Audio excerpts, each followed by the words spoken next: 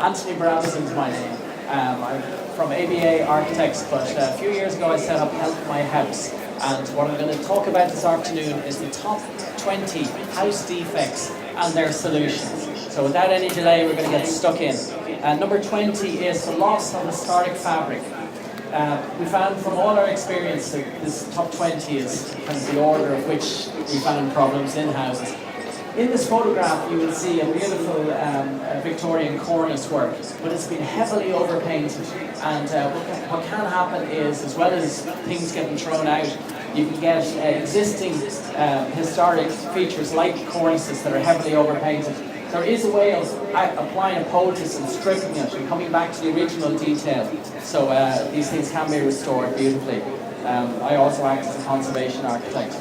Number 19 is ceiling failures. We get this also in historic buildings where the weight of a lime plaster ceiling is about 1 inch thick, and the way they made it is they pushed the plasterwork through the gaps between the battens, which gave it the grip.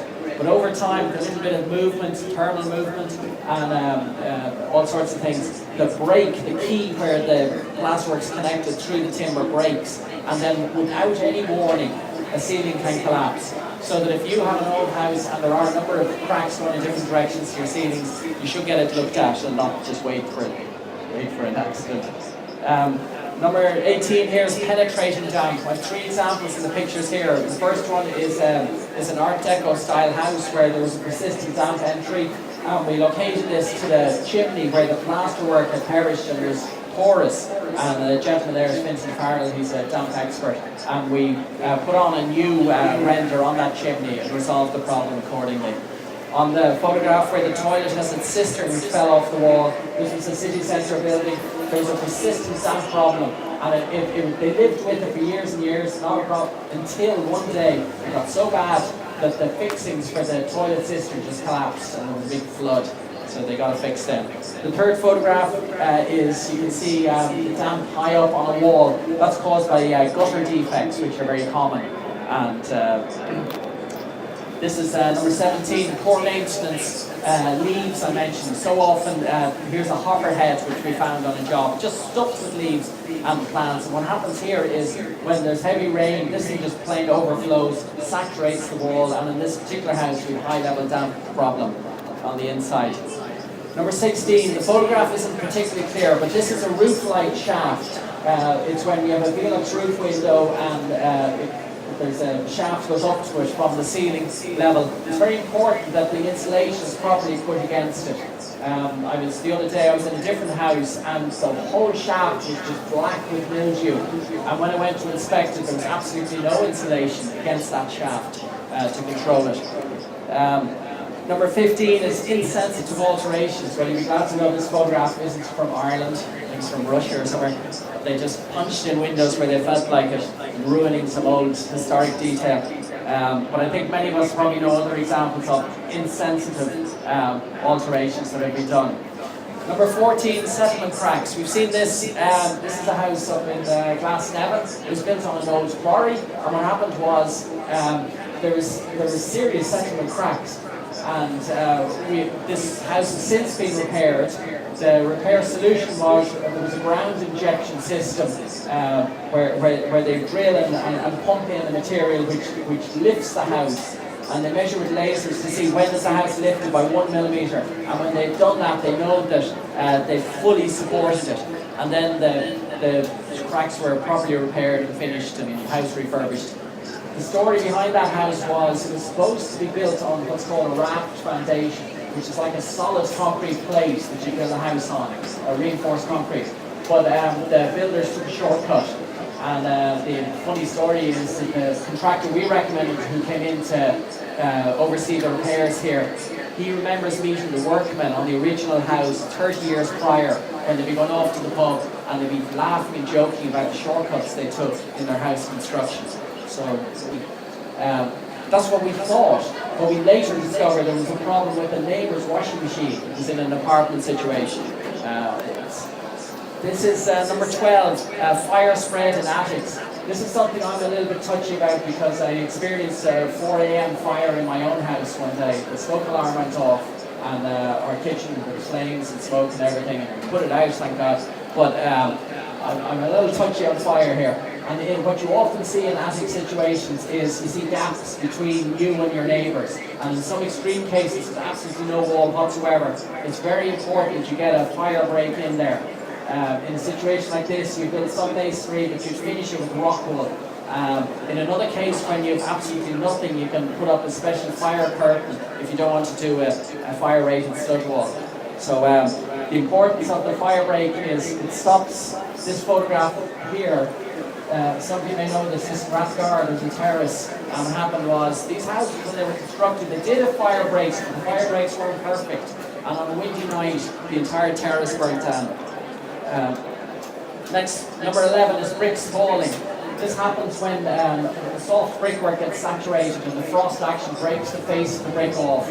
You must remember this, bricks when they come out of the kiln, the weathering face, the face on the outside is one that is waterproof, and if it breaks off, the remaining brick is like a sponge, it sucks in the moisture and the deterioration becomes very rapid. Part of the problem, I think might be on the next one, is inappropriate mortars that are used.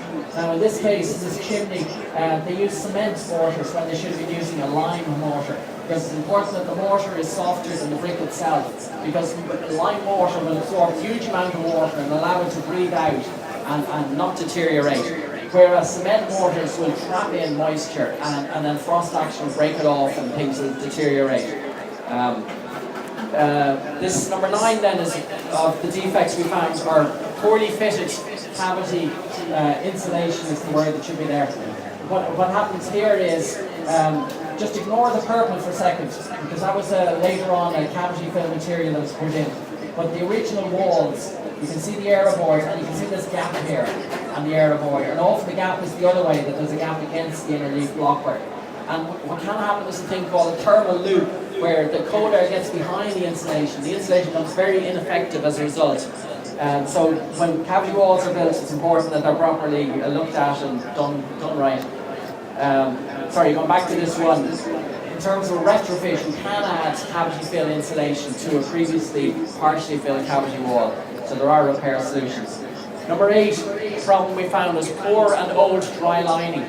Now, often the way dry lining was done years ago, and when I'm doing inspections on houses, I often ask people, when was this work done? And I can nearly guess the construction methods that were used. In the old days, what used to be done for dry lining was they did a block wall, probably a hollow block, then they put timber studs, and then they put sometimes a thin 1 inch of aero board, or sometimes they put a fiberglass quilt. Now remember this, fiberglass is soft material. It might be fine on the day going up in the vertical, but over time it will sag down. So high up you might get no insulation and increased condensation problems and poor finishes, etc. So poor and old dry lining is an issue. So we're often stripping away the old dry lining and putting on warm board insulation. And very important that it's properly air sealed top and bottom.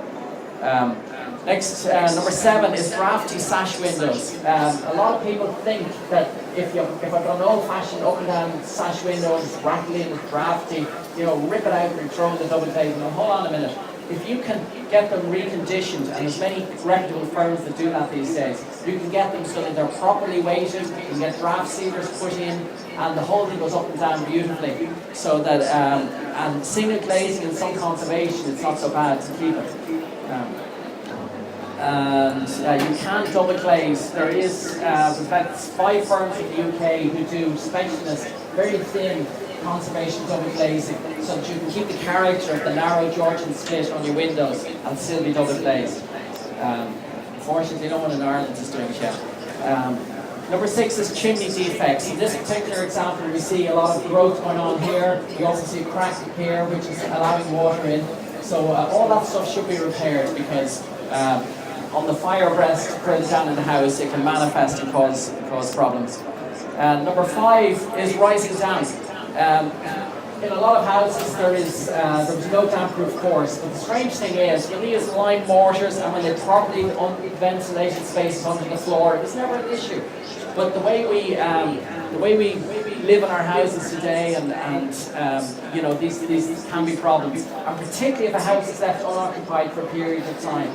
I remember visiting one house and it had it was occupied, and it had a parquet timber floor, and it was fine. And I remember being called back because the lawyers needed some legal things signed off. And I went back to the house when it had been empty for about 4 weeks, and I couldn't believe it. The timber floor had bowed up, right up.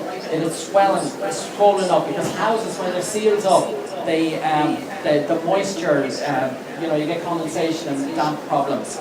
And a lot of people, they go off to work, and for security they lock and close all the windows and all this stuff, and they can have condensation issues.